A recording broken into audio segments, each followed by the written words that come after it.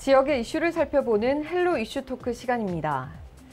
지난해 제21대 국회의원으로 당선된 이후 지역 현안 해결을 위해서 활발한 의정 활동을 펼치고 있는 여수시 갑지역구 주철현 국회의원 모시고 이야기 나눠보는 시간 마련했습니다. 그동안의 의정 활동 성과와 또 앞으로의 계획까지 자세하게 살펴보겠습니다. 의원님 안녕하십니까? 네, 안녕하세요. 네, 반갑습니다. 반갑습니다. 의원님 이제 작년에 당선되시고 네. 1년 정도 흘렀는데 그동안 어떻게 지내셨습니까? 네, 정말 시간이 빠르게 흘러간다는 걸 많이 느낍니다. 작년 이맘때 뭐 선거에서 당선됐던 것이 엊그제 같은데 벌써 1년이 흘렸고요. 지난 1년간 저를 국회로 보내주신 시민들 은혜에 보답하기 위해서 금요 월경, 금요일 날 여수로 와서 주민들과 민원을 청취하고 만나고 소통하고 또 주중에는 서울에서 국정을 살피는 그런 활동을 하루도 빠지지 않고 계속 해왔습니다. 네. 그러면서 이제 KTX 전라선 전용 노선이 하여튼간에 가설되기로 2시간대 여수 생활 시대를 열었고 또 여수사건 특별법도 상임위를 통과를 했습니다. 우리 전남 동부권 5명의 국회의원이 공동 발의를 했죠. 그리고 저 개인적으로는 농해수에 속해 있으면서 우리 여수 시민들의 가장 큰 수건이었던 여수 세계 박람회장 공공개발 그 단초를 여는 일을 좀 시작하고 있고 또 개항 100주년을 맞는 여수항 100년의 밑그림을 그릴 예산을 확보를 해서 올해부터 지금 용역을 추진 중에 있습니다. 지난 재보궐선거 이후에 우리 국민들과 당원들의 따가운 시선을 몸소 지금 느끼고 있고요. 당의 쇄신과 변화, 민생을 챙기는 그런 것을 위해서 열심히 노력하겠다 이런 말씀을 드리고요. 여수 시민과 시의 발전을 위해서 주철현 정치 더 열심히 하겠다, 더 뛰겠다 이런 말씀을 드리면서 시민 여러분께 거듭 감사다 이런 말씀 드립니다. 고맙습니다. 네, 말씀해 주신 것들 이제 조금 더 자세히 지역 네, 현안을 살펴보도록 그러시죠. 하겠습니다. 먼저 여수항 얘기를 해볼 텐데요. 예. 여수항이 이제 내후년에 말씀해 주셨듯이 이제 100주년을 맞지 않습니까? 그렇습니다. 네, 의원님께서는 이제 농해수비 소속으로 인해서 이제 여수항 재개발에 대해서 힘쓰고 있으신데 어떻게 재개발 사업 추진이 되고 있는지 현재 현황 궁금합니다. 원래 여수항 100주년 관련해서는 지역사회나 국가도 아무도 챙기지 않았습니다. 챙기지 않고 있는 건 작년에 제가 이제 국회 농해수 의원으로서 국회에서 예산을 편성을 해서 용역비 4억 원을 확보를 해서 올해 시작하게 되는데요. 지난 저희들이 4월 9일인가요? 여수 박람회장에서 이 용역 착수 보고회를 열었습니다. 네. 해수부하고 전남도하고 여수시, 여수광역 항만공사, 또 지역사회 시민사회단체, 또 관련 업계 분들이 한 70여 분 참석을 해서 용역착수 보고회 대회가 있었는데 여수항을 그림을 다시 그리는 겁니다. 무역항과 어항으로서 기능이 쇠퇴한 여수항을 어떻게 하면 새롭게 재개발해서 지역사회 경제의 핵심으로 여간으로 작동시킬 수 있을 것인지 또 여수항의 미래 비전인 해양 관광을 중심지로 재개발할 수 있을 것인지 이런 것들을 하게 되는데 이제 항만 도시 간 새로운 조화로운 발전 방안을 저희들이 이제 연구를 해야 되고요.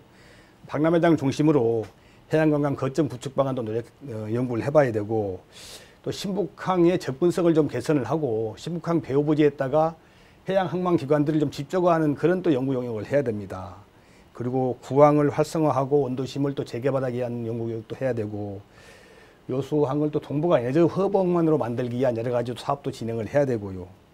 또 해양관광 활성화를 위한 항만 인접 뭐 여러 가지 교통수단 같은 것도 검토해보는 이런 여수항과 지역을 위한 100년 밑그림을 그리게 될 거다 이런 말씀을 드리고 이런 100년 밑그림의 뭐 전문가들은 물론이고 지역사회 의견이 반영이 돼야 되니까 지역사회의 전문가 8분으로 자문위원회를 구성을 해서 용역에 깊숙이 관여하게 됐습니다. 그래서 여수항과 광양의 통합 운영을 통한 전남 동부권의 발전, 또 항만 서비스 제고 방안, 또 중장기 발전 계획을 수립을 해서 제4차 국가항만기본구역에 이제 반영을 하게 될 겁니다. 그렇게 되면 여수항의 미래 밑그림이 그려지고 그 계획에 따라서 쭉 이제 발전이 되게 될 거다 이런 말씀을 드립니다. 네, 부산항, 인천항처럼 좀 대규모로 이 재개발 사업이 발전을 하려면 지금 하고 있는 연구 용역 좀 잘 수행이 돼야 할 것 같습니다. 그렇습니다. 네, 그리고 이제 여수항뿐만 아니라 인근의 광양항 활성화에 대한 목소리도 높은데요. 여수 광양항의 경쟁력을 좀 확보를 하고 그다음에 또 미래 비전을 세우기 위해서 앞으로 어떻게 이끌어 나가실 계획인지 궁금합니다. 예, 이제 우리 여수 광양항은 특히 이제 광양항은 그 컨테이너 부두로 제일 먼저 시작된 항구 아닙니까? 노무현 대통령 시절에는 그 동북아 물류부 투포트 정책이라는 거 있었습니다. 그래서 부산항과 여수 광양항을 양대 컨테이너 부두로 육성하자 이런 이제 정책을 시행을 했었는데 이러한 정책들이 뭐 이게 이명박 박근혜 대통령 시절을 거치면서 슬그머니 사라져 버렸어요. 예. 그래서 현재는 우리 광양항의 컨테이너 물동량이 부산항의 10분의 1밖에 안 됩니다. 심지어 인천항만도 못 해요. 그래서 이제 투포트도 아니고 쓰리포트도 아니고 아주 그냥 많이 열악한데 특히 이제 부산항의 물동량은 대부분 환적 화물입니다. 우리나라 들어오는 게 아니라 세계로 흩어져 가는 게 동북아 것이 모여서 세계로 가고 세계로 것이 부산항을 와서 우리나라 동북아로 가고 이러는 이제 중개 무역항 역할을 하면서 거의 한 1년에 2,300만 TU 가까운 물동량을 소화하고 있거든요. 근데 광양항은 그런 환적 기능은 거의 없고 인접 배후단지 산업시설에 있는 공장들의 그냥 수출입 역할밖에 못해요. 예. 그래서 이제 광양항 물동량을 확대하려면 결국 주변의 생산 계지를 더 확대를 해서 이 수출입 물동량을 늘려야 되는데 현재 뭐 7천억 규모의 용복합 물류단지 100만 평 공급이라든지 또는 1천억 규모의 세풍 배후단지 10만 평 공급 이런 것들이 진행되고 있지만 하여튼간 이게 컨테이너 물동량만으로 광양항을 활성화시키는 데는 현실적인 한계가 있습니다. 아시겠지만 우리 여수 광양항은 지리적 지형으로 엄청나게 좋은 항구입니다. 왜냐하면 위치적으로 남해안 한가운데 있잖아요. 한가운데 있고 또 수심이 무지하게 깊습니다. 그래서 대형 유조선들이라든지 화물선이 다니기 좋고 또 이 반도와 섬으로 둘러싸여 있어서 천연 방파제 역할을 하거든요. 그래서 새롭게 뭐 다른 파도막이 시설 안 해도 되는 천혜의 지리적 지형적 요건을 갖춘 우리나라에서 가장 좋은 항구인데 좋은 항구만큼 그만큼 투자들이 안 이루어졌죠. 예. 정치적으로 배려를 좀 못 받아서 그런 것 같아요. 세계적인 강점을 가진 여수 광양을 잘 살려야 되는데 이 지역별 투자 불균형이 시정될 수 있도록 제가 농해수에서 열심히 지금 시정 요구를 하고 있고요. 국가의 투자, 항공사 투자를 늘려달라고 요구를 하고 있고 그런데 이제 그런 것들이 관철이 되려면은 지역사회가 한 목소리를 내야 된다고 생각을 합니다. 네. 예. 하여튼 내부적으로는 선의 경쟁을 하더라도 중앙정부라든지 다른 지역을 향해서는 여수 광양, 순천 지역이 한 목소리를 내면서 좀 더 많은 투자가 여수 광양에 될 수 있도록 더 많은 시설들이 여수 광양에 들어설 수 있도록 이런 것이 필요하다 이런 말씀을 드리고 동북권 우리 국회의원 5명이 함께 뜻을 모아서 협력과 상생의 정치, 지역 발전을 위한 정치를 기필코 이뤄내겠다 이런 말씀을 드리고 싶습니다. 예. 예, 알겠습니다. 그리고 이제 또 여수항 얘기가 나온 만큼 여수 예. 세계 박람회장 4호 활용 방안에 대해서 얘기를 하지 않을 수가 없는데요. 그렇죠. 예. 이 박람회장 활용이 좀 지연이 되면서 지역 경제에 좀 도움이 되지 못하고 있는 게 현실입니다. 의원님께서는 이 박람회장 4호 활용 방안 어떻게 하실 생각이십니까? 이게 이제 2012년도에 남해안의 작은 중소도시 여수에서 세계 박람회가 개최가 됐지 않습니까? 참 기적 같은 일이었죠. 지역 주민들이 한마음 한뜻이 돼서 이룩한 위대한 역사였는데요. 이 성공적 개최에도 불구하고 9년이 지나도록 사활용은 아주 답보 상태에 있습니다. 예. 뭐 지역 시민사회나 시민들은 박람회 정신을 살리는 공공개발, 사활용을 끊임없이 요구하고 있는데 국가는 관심이 없어요. 국가는 선투자했던 4,800억 회수에만 관심이 있거든요. 그러니까 박람회 시설을 뭐 건물이든 땅이든 무조건 팔아버리고 돈만 4,800억 회수하고 손 떼겠다 이런 생각밖에 없고요. 이제 전라남도와 여수시가 공공개발 해주면 좋은데 사실상 이 도나 시의 예산 사정으로는 박람회장을 몇천억 들여서 인수를 하고 또 몇천억 더 투자할 여력이 안 됩니다. 할 의사도 없고요. 이러는 여러 가지 어려움이 있는 가운데 또 민간 투자도 자력 있는 민간 기업은 오지를 않습니다. 그래서 어려움이 있었는데 때마침 우리 김영록 지사님께서 해수부 산하 공공기관으로서 1년에 1,000억 이상 수익을 내는 여수 광양 항만공사가 박람회장을 인수해서 개발해서 활용해주면 좋겠다 이런 제안을 했고요. 예. 해수부도 이걸 또 수용을 했어요. 그래서 작년에 이제 여수광양 항만공사가 박람회장을 재개발할 경우에 경제적으로 타당 안 하는 재무 타당성 용역을 실시해 봤는데 뭐 나쁘지 않다는 거예요. 좋다. 가능성이 높다. 이렇게 결과가 나왔습니다. 그래서 지난번에 이제 저희가 지역사회 시민들 모인 가운데 재무 양형성 타당성 검토 결과 보고회를 가졌는데요. 그 재무 타당성 용역을 하는 과정에 전라남도 여수시, 여수 시민사회라든지 전문가 또 지역 시민들이 참여하는 뭐 수많은 토론회를 거치고 또 협의를 하는 과정에서 현실적으로 박람회 정신을 살리는 공공개발은 국가나 도시가 못하게 될 수밖에 없으니까 결국은 공공기관인 여수광역항공공사가 하는 수밖에 없다. 이런 공감대가 형성이 됐어요. 예. 그래서 시민들의 공감대를 바탕으로 해서 제가 세계 박람회법 개정안을 내고 또 항만법 개정안을 지금 발의를 해놓은 상태입니다. 그래서 법안이 통과가 되게 되면 이제 여수광역항만공사가 박람회 시설을 인수를 해서 개발을 해서 시민의 품으로 되돌려주고 동북아 해양관광 거점 센터로 아마 박람회장 활용할 수 있을 것으로 좀 기대를 하고 있는 거죠. 예. 네, 이 오랜 수건이었던 박람회장의 사후 활용이 좀 가시화된 것 같아서 지역민들도 좀 기뻐하실 것 같습니다. 그렇습니다. 예. 네, 이렇게 지역 현안 해결을 위해서 다양한 노력을 하고 계신데 예. 이제 전남은 또 농업 종사자 비율이 높은 지역이잖아요. 그렇습니다. 그만큼 이제 농업 종사자들에게 실질적인 도움이 되기 위해서 의원님께서는 이 농지법 개정안을 대표 발의하셨습니다. 어떤 내용을 담고 있습니까? 예, 이제 21대 국회 출범 이후에 첫 국정감사에서 현재 우리나라 농지가 지금 유유농지가 늘고 경기 면적이 축소되고 있습니다. 예. 그만큼 농지의 생산성이 떨어지는 거고 농업에 종사하는 분들이 줄어든다는 이야기죠. 젊은 분들 농사 짓는 분이 없잖아요. 나이 드신 분밖에 없고 그래서 이게 이제 젊은 사람들이 농지를 쉽게 구입해서 농사를 지을 수 있게 농지법을 좀 바꿔야겠다 생각해서 농지법 개정안을 작년에 냈는데 핵심 내용이 대부분 빠졌어요. 빠졌는데 마침 이제 그 LH 사태가 생기고 또 부동산 투기에 대한 여러 가지 비난, 또 사회적 개혁 여론이 일면서 보니까 투기 대상 땅이 98%가 농지입니다. 근데 우리 헌법상에는 경자 유전의 대원칙을 선언하고 있고요. 또 농지 소작 제도를 금지하고 있는데 우리나라 현실은 농사 짓는 분들의 절반 이상이 임차농입니다. 이게 헌법 원칙이 아주 안 지켜지고 있는 거예요. 네.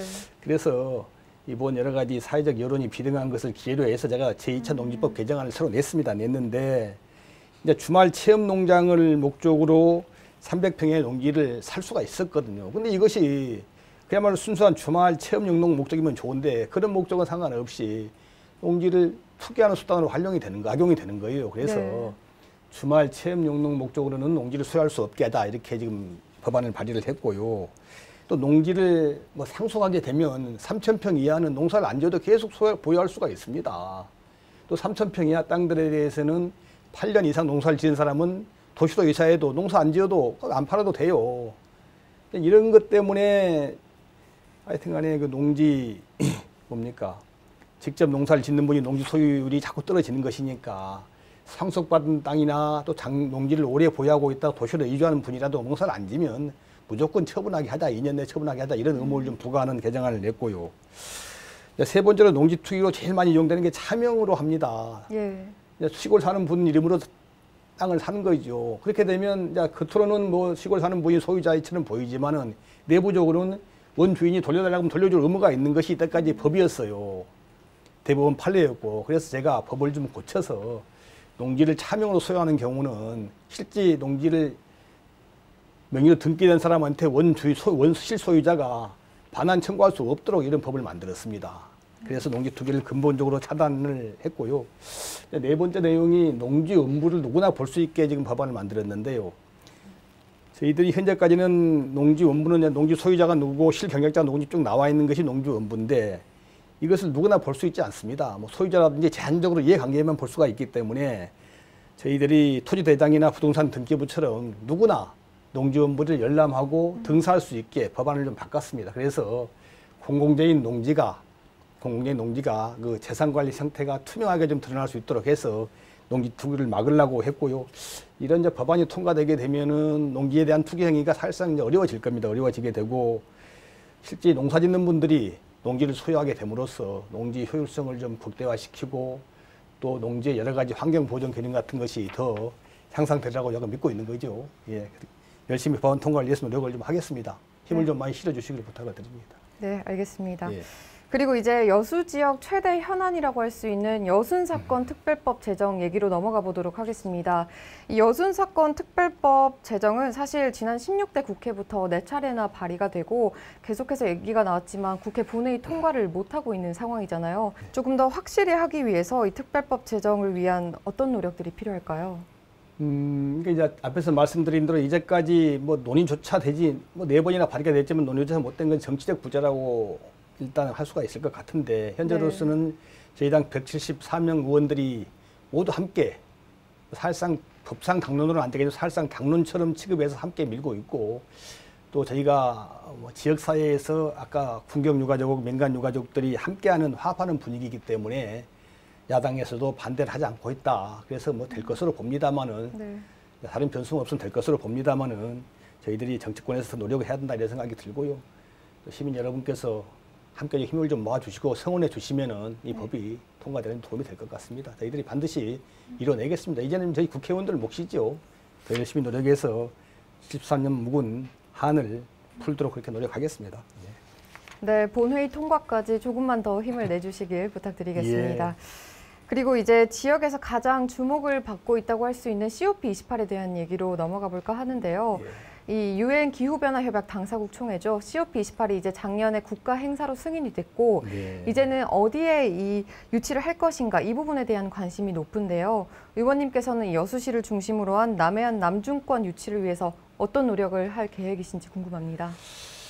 네, 뭐 COP28 UN 기후변화협약 당사국 총회 28차 당사국 총회인데 여수를 중심으로 남해안 남중권에 반드시 유치돼서 개최돼야 된다고 생각을 믿고 있습니다. 제가 이제 민선 6기 여수시장을 할 때도 COP 유치를 위한 전담 TF팀을 여수시에 만들어서 시민사회와 함께 노력을 했거든요. 그러니까 내년에 이제 대선과 지방선거가 있기 때문에 아주 복잡한 형국인데 이것이 이제 국내적 개최지 결정 문제와 이게 연관되게 되면 훨씬 복잡해집니다. 그래서 아마 올해 안에 11월 전에 국내 개최지가 우리 여수로 결정돼야 된다고 믿고 있고요. 이런 개최지 결정을 위해서 저희뿐만 아니라 전남 동북권 국회의원 5명, 또 우리 더불어민주당 174명 국회의원들이 함께 힘을 합쳐서 열심히 노력하고 있다는 말씀을 드립니다. 전라남도와 여수시도 열심히 노력을 하고 있어서 뭐 좋은 성과가 있을 것으로 믿고 있는데요. 우리 시민들께서 뜻을 모아서 끝까지 좀 성원해 주십사 하는 말씀을 드리고 싶습니다. 시민들의 뜻이 염원이 하나로 모아지게 되면 2012 세계 박람회에 이어서 우리 COP28 여수 유치가 반드시 이루어질 것이다. 현실이 될 거다. 이렇게 믿고 있습니다. 더 열심히 노력하겠습니다. 예. 그리고 이제 마지막으로 LG 헬로비전 시청자 여러분과 지역민들께 한 말씀 해주시죠. 예.